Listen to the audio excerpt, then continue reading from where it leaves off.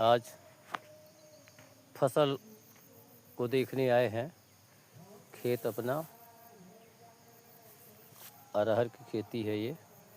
मैं सोचा कि वीडियो बनाना ही है तो खेत में बनाए तो अच्छा रहेगा, हरियाली की हरियाली रहेगी और वीडियो भी बढ़िया आएगा, हरियाली भी रहेगा। इसलिए खेत में आके वीडियो बना रहा हूँ और संभवतः हो सकता है कि इसे हम यूट्यूब चैनल में अपना डालेंगे। अरहर की अपनी खेती है और कई वर्षों के बाद मैं अरहर की खेती लगाया हूँ